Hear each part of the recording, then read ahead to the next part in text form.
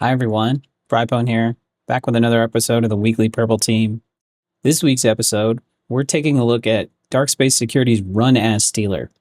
I saw this go by on X, and I was just like, okay, this is a pretty novel approach. This application, all it does is hook Runas. So as a security consultant, many times we were telling customers to have separate admin accounts from their day-to-day use account and use Runas to execute into that account. Well, this basically steals their credentials when Runas is used. So it defeats that particular piece of guidance that we typically give customers. So I thought this one was an interesting one. We're going to take a look at Runas-Stealer here in just a second. But just remember, we've got a contest going on. If you can name the name of the person that you see, what they're known for in the comments, you get 10 points. Once you get 100 points, I will send you some hacker stickers.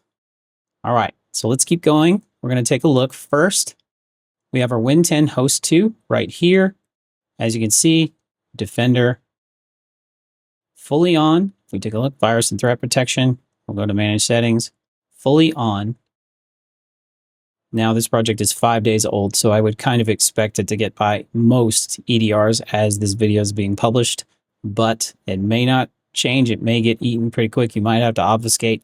I just straight compiled this sucker and it worked. So, okay, our scenario is we've got a shell. We have some kind of remote control on this system.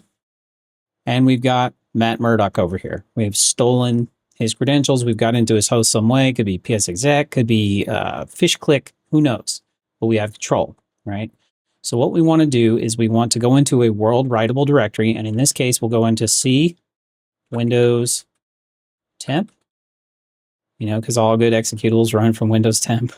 If you have something running from Windows temp, check it out because it's bad. But in this case, we're going to run it from Windows temp. We will do a simple invoke web request from PowerShell. So I'm going to go ahead and go into PowerShell. And we've got our PowerShell area where you're going to do an invoke web request. You could do curl here. You could do wget, just any way to get this executable on the system. You don't have to go into PowerShell. Do it from cmd.exe. So now that we've downloaded that, we'll just simply ls here and we can see run as check.exe. So let's run that. Run as check.exe, just like this. And it should be running. So if we come over here to Win10 host 2, we'll control shift escape here. And then we'll go to our user. If we expand what he is running, we now can see run as check. Now that's a pretty simple name. It might slip by, right? Run as check. So there's no stealer or debug or anything in there that looks suspicious. Just run as check. That's why I renamed it. So this is running now. And so at this point, you just kind of have to wait. But in environments where you have made them have separate admin accounts, if you get something here, it's going to be a good use of what you want. So let's do this real quick. Just give me 1 second here to get the command back in. So we're going to do run as, and we're going to do Matt Murdock ADM, his admin account. So run as user hacklab matt.murdock ADM, and we're just going to simply run cmd.exe. This could be any tool that he's running as administrator. It could be the RSAT tools. That's what I find very common for IT admins to run is the RSAT tools. But it doesn't matter what they run, you're going to get their credentials. So let's go ahead. We'll hit cmd.exe. User enters their password. And we can see a shell, albeit it doesn't really matter at this point, just verification that we are running as Matt Murdock admin, right?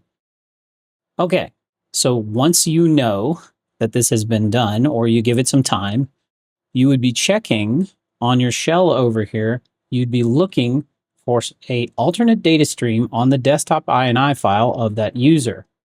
So let's do that. You're simply just going to use type or any method that you can do to read a file. And you'll see that there's an alternate data stream on desktop.ini called log now. So when we run that, you can see we've got username, domain, and the password in clear text. So if other users do this, it appends to this file.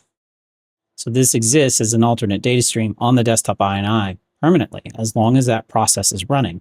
So if you had a whole bunch of shells throughout the network, you could just drop this executable out there and wait. And it's very pointed keylogging, right? It's not that you're going to have to comb through a whole bunch of data to find what you want. It's clearly, they were escalating because they were using run as. So a pretty cool little privilege escalation. All right, so that's the red team side of this. Now the blue. All right, for the blue, this one's tough to detect. In this case, there's only a few things you can detect here, right? We'll come over here to our Elastic SIM, and in our Elastic SIM, we can look for things like invoke web request. Now, unfortunately, for some reason, that is not logging in my lab. Invoke web request is something that you might want to pay attention to, but just realize that might be loud. Invoke web request is a common thing in a Windows environment. You could do simple download cradles, anything doing invoke web request, look for curl, anything downloading something into Windows temp. Yeah, I think you would want to know about that. So that's something that you can look for from a blue team perspective. But the big thing, the one telltale sign that this is running in your environment is the alternate data stream added to the desktop.ini. Nothing does this, right? So this fully identifies this particular executable running in your environment. So how would we get the addition of a file that's an alternate data stream? Well, you have to have sysmon. And I've said it many times, in a Windows environment, you want sysmon. Nobody says you have to send it to SIM, but you want it for forensic purposes. So the forensic purposes alone will give you the ability to detect things like this, right? If you needed to investigate, you can investigate on the host itself. So we're over here at ElasticSim. We're going to look for event code 11, which is a file creation, and we're going to look for a file name of desktop.ini, and we're going to escape it and then :log. And this is what we would be looking for. And as you can see right here, this is our desktop.ini log file created with event code 11. This is the identifier. And you can see right here, and if you look, process executable, run as check.exe. So as I said before, this one's tough to detect. You can look for invoke web request, but that might be pretty loud. But my recommendation here is look for event code 11 and a file name of desktop.ini containing log. This is a guaranteed catch. It's not going to change the file name. Somebody'd have to go recompile the code to make that happen. And most of the time, our detection is not looking for the super advanced persistent threat that's going to change their code. We are looking for the script kiddie hacker, the adequate persistent threat. And that's what we'd be able to catch with this. All right. That's it for another episode of the weekly purple team. Excuse me, I apparently can't talk today. The weekly purple team. That's the red and the blue. And thank you guys for watching, and hack the planet to defend better.